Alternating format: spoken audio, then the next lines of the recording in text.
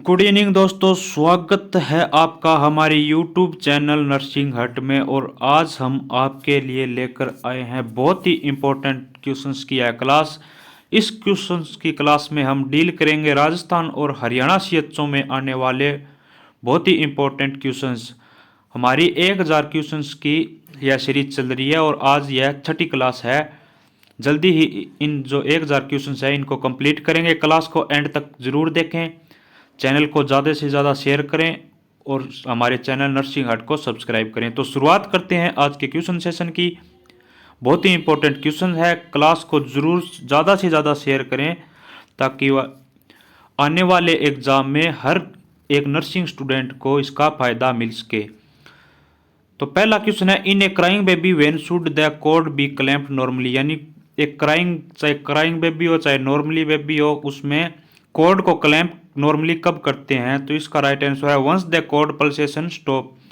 यानी कॉर्ड में जो पल्स होती है वह अगर स्टॉप हो जाती है तो जो कॉर्ड होता है उसको क्लैम्प कर देते हैं। और नॉर्मली 1 से 3 मिनट का इसका टाइम पीरियड होता है, नॉर्मली 1 से 3 मिनट। अगर ऑप्शन में ये वंस द कॉर्ड पल्सेशन ना हो तो 1 से 3 मिनट के अंदर अंदर जो अम्बिलिकल कॉर्ड होता है उसको क्लैम्प कर देते हैं। नेक्स्ट क्वेश्चन है, vitamin E mostly found in. Vitamin सबसे ज़्यादा किस में पाया जाता है? तो सनफ्लावर ऑयल में विटामिन ई पाया जाता है। और यह क्वेश्चन राजस्थान CHO में आया था 2020 में। बहुत ही इंपॉर्टेंट क्वेश्चन है। नेक्स्ट क्वेश्चन है, room temperature in the labour room. Labour room का नॉर्मल जो टेम्परेचर होता है वह कितना होना चाहिए? तो 26 से 28 डिग्री सेंटीग्रेड होना चाहिए। यह क्वेश्चन भी राजस्थान CHO में आया था 2020 में। और आप सबको लोहड़ी पर्व की बहुत बहुत शुभकामनाएं। नेक्स्ट क्वेश्चन है, depth of chest compression for an adult. Adult में जो CPR देते हैं उसकी चेस्ट कंप्रेशन कितनी देते हैं, यानी कितने प्रेशर पर प्रेशर करना चाहिए एक एडल्ट में? तो 2 से 2.5 इंच प्रेशर या डेप्थ चेस्ट कंप्रेशन करना चाहिए एक नॉर्मल एडल्ट में। इन्फेंट में आधे से 1 इंच और चाइल्ड में 1 से 1.5 इंच तक डेप्थ जो कंप्रेशन चेस्ट कंप्रेशन है वह कर सकते हैं। नेक्स्ट क्वेश्चन है, the sign of increase ICP in a child 18 month old is. यानी इंट्राक्रेनियल प्रेशर बढ़ा हुआ है किसी चाइल्ड का 18 मंथ का, उसका साइन क्या होगा? तो पिन पॉइंट प्यूपिल देखने को मिलेगा। नेक्स्ट क्वेश्चन है, islets of Langerhans are present in. Islets of Langerhans किस में प्रेजेंट होती है? तो पेनक्रियाज में यह प्रेजेंट होती है। पेनक्रियाज को एंडोक्राइन और एक्सोक्राइन ग्लैंड बोला जाता है। इंपॉर्टेंट क्वेश्चन है। और आइसलेट्स ऑफ लैंगरहैंस के द्वारा इंसुलिन सिक्रिट किया जाता है। नेक्स्ट क्वेश्चन है, priority attention required for an unconscious patient. Unconscious patient में प्रायोरिटी अटेंशन क्या देना चाहिए? तो उसकी एयरवे पेटेंसी को देखना चाहिए कि एयरवे पेटेंट है या नहीं है एक अनकॉन्शियस पेशेंट में। नेक्स्ट क्वेश्चन है, tissue repair bye.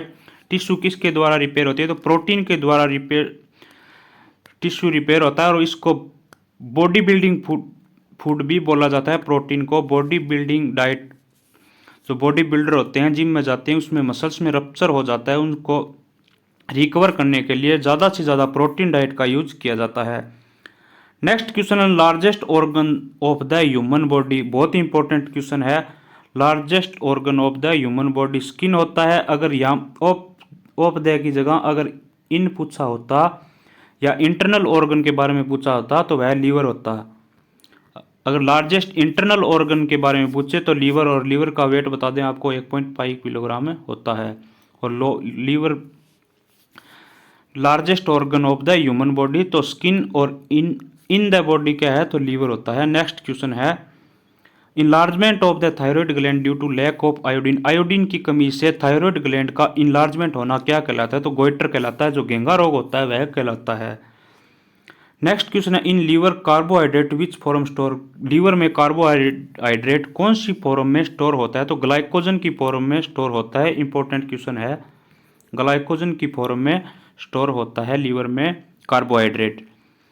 Next question है, doors therapy is use in. Doors therapy किस में यूज की जाती है? तो ट्यूबरकुलोसिस में यूज की जाती है। और यह 1993 में आई थी। और डोर्स की फुल फॉर्म भी एग्जाम में पूछी जाती है बहुत बार। तो इसकी फुल फॉर्म है direct observe treatment short course. Dots की फुल फॉर्म भी एग्जाम में बहुत बार पूछी जाती है। यह 1993 में आई थी, यह इंपॉर्टेंट है।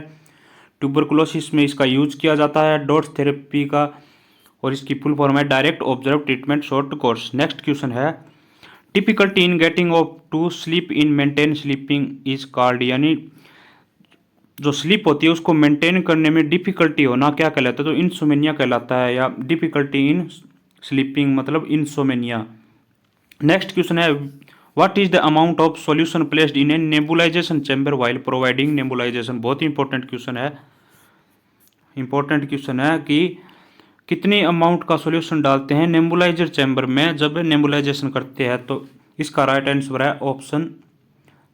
है 3 से 5 ml डालते हैं, और नॉर्मली 3 ml को प्रायोरिटी दी जाती है। 3 ml तक सॉल्यूशन डाला जाता है नेबुलाइजेशन चैम्बर में, नेबुलाइजेशन करते समय नेबुलाइजर चैम्बर में।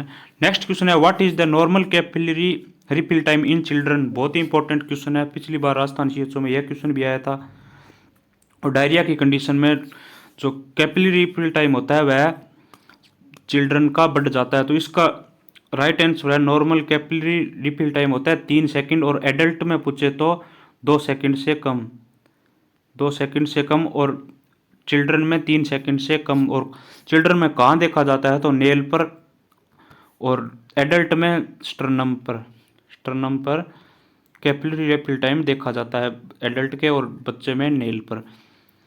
नेक्स्ट क्वेश्चन है ब्लड ग्लूकोज मॉनिटरिंग न्यूबॉर्न विच साइट। बहुत ही इंपॉर्टेंट क्वेश्चन है, ये मोस्ट इंपॉर्टेंट क्वेश्चन है CHO के लिए कि बच्चे का ब्लड ग्लूकोज लेवल होता है वह कौन सी साइट पर से करते हैं। तो हील प्रिक मेथड द्वारा ब्लड ग्लूकोज लेवल चेक किया जाता है बच्चे का।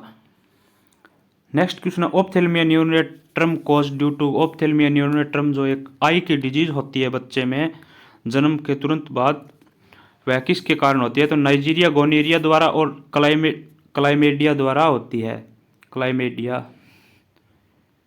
वायरस द्वारा, नाइजीरिया गोनेरिया क्लाइमेडिया वायरस द्वारा यह होती है। जो मदर होती है उसके वेजाइनल से सिक्रीशन होता है, उसके कारण बच्चे में आई की प्रॉब्लम हो जाती है, जिसको ऑप्थेल्मिया न्यूरोनेट्रम बोला जाता है, और यह नाइजीरिया गोनेरिया द्वारा होती है। नेक्स्ट क्वेश्चन है top cause of mortality among adolescent in the world में टॉप कॉज क्या है मोर्टिलिटी का, डेथ का एडोलसेंट एज में? तो रोड ट्रैफिक एक्सीडेंट के कारण सबसे ज़्यादा डेथ देखने को मिलती है वर्ल्ड में। बहुत ही इंपॉर्टेंट क्वेश्चन है, ये क्वेश्चन भी कई बार CHO एग्जाम में पूछा गया है। नेक्स्ट क्वेश्चन है सकिंग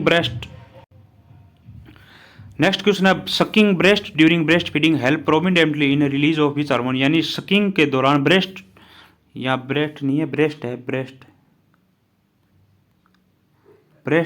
सकिंग, जो ब्रेस्ट को सकिंग करने के दौरान, ब्रेस्ट फीडिंग के दौरान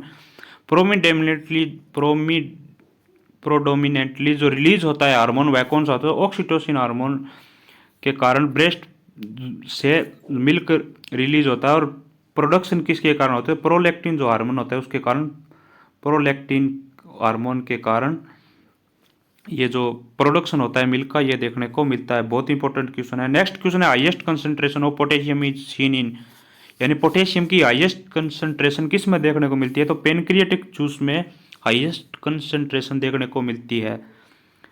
नेक्स्ट क्वेश्चन है most frequent cause of maternal death during child birth. Most important question है, मोस्ट इंपॉर्टेंट क्वेश्चन है ये कि जो मैटरनल डेथ है ड्यूरिंग चाइल्ड बर्थ किसके कारण देखने को मिलती है? तो एक्सेसिव हेमोरेज या ब्लीडिंग के कारण मोस्ट फ्रीक्वेंट कॉज होता है यह डेथ का, मैटरनल डेथ का ड्यूरिंग चाइल्ड बर्थ।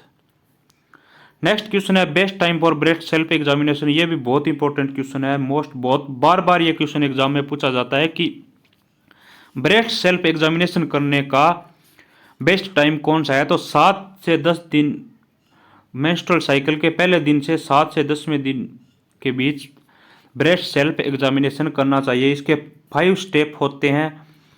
और कन्फर्मेटिव टेस्ट क्या होता है? तो मेमोग्राफी के द्वारा ब्रेस्ट कैंसर का पता लगाया जाता है।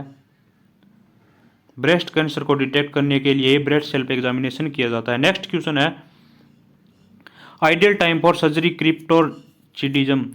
क्रिप्टोर्चिडिज्म का आइडियल टाइम क्या है? तो इसका राइट आंसर है 6 से 12 महीने की एज पर इसकी सर्जरी की जाती है। इसको ये क्या होता है क्रिप्टोर्चिडिज्म? जो टेस्टिज होती है, टेस्टिज ये अनडिसेंडेड होती है, अनडिसेंडेड टेस्टिज को क्रिप्टोर्चिडिज्म बोला जाता है। और यह नॉर्मली जो एक नॉर्मली 32 वीक पर है, नॉर्मली 32 वीक पर जो दोनों टेस्टिज होती है वह स्क्रोटम में आ जाती है, लेकिन अगर नहीं आती है तो इसको क्रिप्टोर्चिडिज्म बोला जाता है। और इसकी सर्जरी कब की जाती है? तो 6 से 12 महीने में की जाती है। और इस सर्जरी का नाम क्या है? तो ऑर्चिडोपेक्सी बोला जाता है इसको, ऑर्चिडोपेक्सी। बहुत ही इंपॉर्टेंट क्वेश्चन है, एक क्वेश्चन एग्जाम में कन्फर्म पूछा जाएगा इससे रिलेटेड, ऑर्चिडोपेक्सी। नेक्स्ट क्वेश्चन है डोज ऑफ विटामिन के इन न्यू बॉर्न इज। विटामिन के की न्यू बॉर्न में डोज कितनी है? तो 1 mg IM देते हैं बच्चे को ब्लीडिंग से प्रिवेंट करने के लिए। अगर बच्चे का वजन 1500 ग्राम से कम है तो, अगर बच्चे का वजन 1500 ग्राम से कम है तो 0.5 mg की डोज दी जाती है विटामिन के की। ये भी बहुत इंपॉर्टेंट क्वेश्चन है। नेक्स्ट क्वेश्चन है which vaccine are use to prevention of cervical cancer. कौन सा वैक्सीन का यूज किया जाता है सर्वाइकल कैंसर को प्रिवेंट करने के लिए? तो HPV वैक्सीन है, ह्यूमन पेपिलोमा वायरस का जो वैक्सीन होता है उसका यूज किया जाता है सर्वाइकल कैंसर को प्रिवेंट करने के लिए। नेक्स्ट क्वेश्चन है last case in of the polio virus in India. Last case कब देखने को मिला था पोलियो वायरस का इंडिया में? तो 2011 में देखने को मिला था और 27 मार्च 2014 को पोलियो को एलिमिनेट घोषित कर दिया था इंडिया से। नेक्स्ट क्वेश्चन है mechanism of action of the contraceptive pills is based on. जो कॉन्ट्रासेप्टिव पिल्स होती है, ओरल पिल्स होती है, उसकी मैकेनिज्म ऑप्शन क्या है? तो वह ओव्यूलेशन को इनहिबिट करता है, ओव्यूलेशन होने ही नहीं देता है, उसके कारण प्रेगनेंसी नहीं होती है। तो और कॉन्ट्रासेप्टिव पिल्स होती है वह ओव्यूलेशन को इनहिबिट करती है। नेक्स्ट क्वेश्चन है scientific study of human population is known as. Scientific study क्या कहलाती है ह्यूमन पॉपुलेशन की? तो डेमोग्राफी कहलाता है। नेक्स्ट क्वेश्चन है most common symptom of opioid toxicity. बहुत इंपॉर्टेंट क्वेश्चन है, ओपोइड टॉक्सिसिटी का मोस्ट कॉमन सिम्टम कौन सा है? तो कंस्ट्रिक्टेड पिपल देखने को मिलती है और इसके कारण कॉन्स्टिपेशन भी देखने को मिलती है, कॉन्स्टिपेशन भी देखने को मिलती है। ओपोइड टॉक्सिसिटी का जो मोस्ट कॉमन अगर सिम्टम पूछे तो कंस्ट्रिक्टेड प्यूपिल होता है, प्यूपिल छोटी दिखाई देने लगे, कंस्ट्रिक्ट हो जाती है। नेक्स्ट क्वेश्चन है a ventriculoperitoneal shunt is used the treatment of. Ventriculo जो वीपी शंट होता है, वीपी शंट बोलते हैं इसको शॉर्ट में, वीपी शंट यह किस में देखने को मिलता है? तो हाइड्रोसिपेलिस की कंडीशन में इसका यूज किया जाता है, यह एक सर्जिकल प्रोसेस होती है। नेक्स्ट क्वेश्चन है severe generalised oedema is called as. Severe generalised oedema को क्या बोला जाता है? तो एनआरसार का बोला जाता है, सीवियर जनरलाइज्ड एडिमा को एनआरसार का बोला जाता है। इंपॉर्टेंट क्वेश्चन है ये भी। नेक्स्ट क्वेश्चन है prolong immobility may act as a risk factor leading to. यानी प्रोलॉन्ग इमोबिलिटी यानी एक जगह पड़ा रहना लॉन्ग टाइम तक, मोबिलिटी नहीं करना या मूवमेंट नहीं करना, उसके कारण क्या रिस्क फैक्टर होते हैं? तो बेड सोर देखने को मिलता है। इंपॉर्टेंट क्वेश्चन है बहुत ही। नेक्स्ट क्वेश्चन है application of drug on skin by local rubbing is called. यानी लोकल एप्लीकेशन ऑफ ड्रग यानी कोई भी ड्रग या जो क्रीम होती है, ड्रग होती है, डाइक्लोफेनिक जो जेल होती है एक प्रकार से, उसकी किसी जो पेन की जगह है उस पर रब करना, मालिश करना क्या कहलाता है? तो वह इनेक्शन कहलाता है। नेक्स्ट क्वेश्चन है Clark rule is used for. Clark rule का यूज किस में किया जाता है? Estimation of paediatric dose of the drug. यानी पीडिया में बच्चे को जो ड्रग देते हैं उसकी डोज को कैलकुलेट करने के लिए क्लार्क रूल का यूज किया जाता है। बहुत इंपॉर्टेंट क्वेश्चन है। नेक्स्ट क्वेश्चन है lab investigation for estimation of GFR यानी ग्लोमेरुलर फिल्ट्रेशन रेट जो कि 125 पर मिनट होती है, उसकी लैब इन्वेस्टिगेशन को किया जाता है, क्या किया जाता है लैब? तो क्रिएटिन क्लियरेंस टेस्ट किया जाता है इसके जीएफआर का एस्टिमेशन का पता लगाने के लिए। नेक्स्ट क्वेश्चन है how many lobe are liver have? Liver में कितने लोब होते हैं? तो लीवर में 4 लोब देखने को मिलते हैं। Right lobe, left lobe, caudate lobe और quadrate lobe. Quadrate lobe 4 lobe देखने को मिलती है लीवर में। बहुत इंपॉर्टेंट क्वेश्चन है, बहुत बार एग्जाम में पूछा जाता है लीवर में लोब कितने होते हैं? तो 4 लोब होते हैं। नेक्स्ट क्वेश्चन है the shape of normal red blood cell. Red blood cell की जो आरबीसी होती है उसकी नॉर्मल शेप कितनी क्या होती है? तो डिस्क शेप की होती है। नेक्स्ट क्वेश्चन है life span of RBC. RBC का लाइफ स्पान कितना होता है? तो 120 दिन होता है एक एडल्ट का। अगर बच्चे का पूछे तो 80 डेज होता है आरबीसी का लाइफ स्पान। बच्चे का पूछे तो 80 दिन और एडल्ट का पूछे तो 120 दिन होता है आरबीसी का रेड ब्लड सेल का लाइफ स्पान। नेक्स्ट क्वेश्चन है best route of administration drug administration in new born baby. Most important question है पीडिया का। मोस्ट इंपॉर्टेंट क्वेश्चन है कि बेस्ट रूट कौन सा होता है ड्रग एडमिनिस्ट्रेशन का न्यू बॉर्न में? तो अम्बलाइकल वेन होती है और चिल्ड्रन में अगर चिल्ड्रन का पूछे तो स्कैल्प वेन होती है। स्कैल्प वेन चिल्ड्रन में और बच्चे में अम्बलाइकल वेन। बहुत इंपॉर्टेंट क्वेश्चन है। नेक्स्ट क्वेश्चन है in a lady having regular menstrual 28 day menstrual cycle what is the safe period? यानी एक लेडी है उसमें रेगुलर 28 दिन के टाइम पीरियड अंतराल पर मेंस्ट्रुअल साइकिल आ रहा है तो उसमें सेफ पीरियड कौन सा माना जाता है?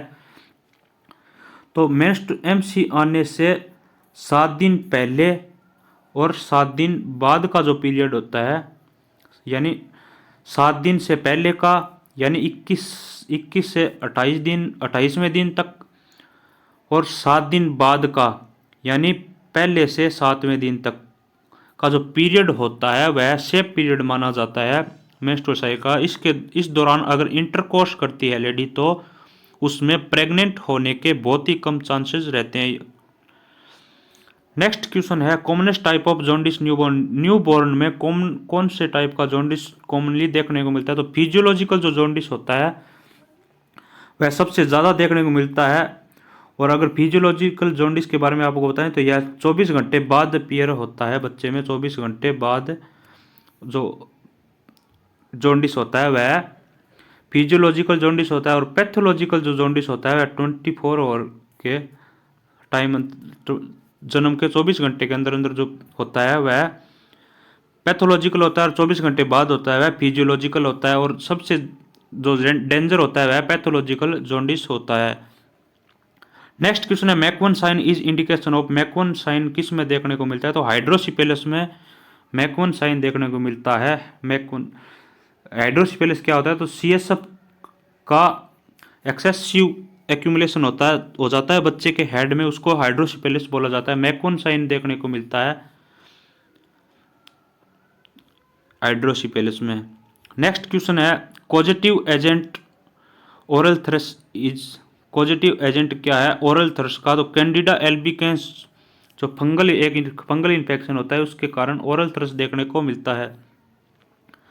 नेक्स्ट क्वेश्चन है which nerve damage in wrist drop. Wrist drop में कौन सी नर्व डैमेज होती है? तो रेडियल जो नर्व होती है वह रिस्ट ड्रॉप में डैमेज हो जाती है। नेक्स्ट क्वेश्चन है के wire used in which treatment. बहुत इंपॉर्टेंट क्वेश्चन है। के वायर का यूज किसके ट्रीटमेंट में किया जाता है? अगर बॉडी में कहीं भी फ्रैक्चर होता है तो उसके लिए उसको कनेक्ट करने के लिए के वायर का यूज किया जाता है। नेक्स्ट क्वेश्चन है एंटीडोट ऑफ मॉर्फिन सल्फेट। बहुत इंपॉर्टेंट क्वेश्चन है, बार बार एग्जाम में पूछा जाता है ये कि मॉर्फिन सल्फेट का एंटीडोट क्या है? तो नैलोक्सोन जो होता है वह एंटीडोट के रूप में यूज किया जाता है मॉर्फिन के। नेक्स्ट क्वेश्चन है what is the main side effect of ECT. ECT का मेन साइड इफेक्ट क्या है? तो रेट्रोग्रेड एमनेसिया जो होता है वह ईसीटी का साइड इफेक्ट होता है। इलेक्ट्रोकन्वल्सिव ट्रीटमेंट इलेक्ट्रोकन्वल्सिव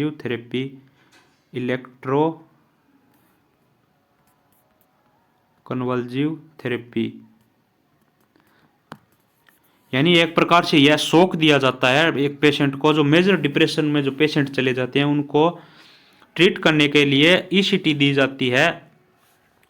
तो उसका मेन साइड इफेक्ट क्या होता है, तो रेट्रोग्रेड एमनेशिया होता है इसका main side effect. Next question है which shock are known as pump failure. Pump failure के नाम से कौन सा शॉक को जाना जाता है, कार्डियोजेनिक जो शॉक होता है वह पंप फेलियर के रूप में जाना जाता है। नेक्स्ट क्वेश्चन है which complication are produce after peptic ulcer. Peptic ulcer के कॉम्प्लिकेशन के रूप में क्या प्रोड्यूस होता है, डंपिंग जो सिंड्रोम डिजीज होती है, डंपिंग सिंड्रोम जो कॉम्प्लिकेशन के रूप में पेप्टिक अल्सर के प्रोड्यूस होती है। नेक्स्ट क्वेश्चन है which amino acid present in pulse. बहुत इंपॉर्टेंट क्वेश्चन है। पल्स यानी जो दाल होती है उसमें कौन सा अमाइनो एसिड देखने को मिलता है, तो मिथियोनिन होता है वह देखने को मिलता है, और यह एक एसेंशियल अमाइनो एसिड के रूप में भी जाना जाता है। एसेंशियल अमाइनो एसिड है मिथियोनिन, यह दाल में जो दाल होती है उसमें सबसे ज़्यादा देखने को मिलता है।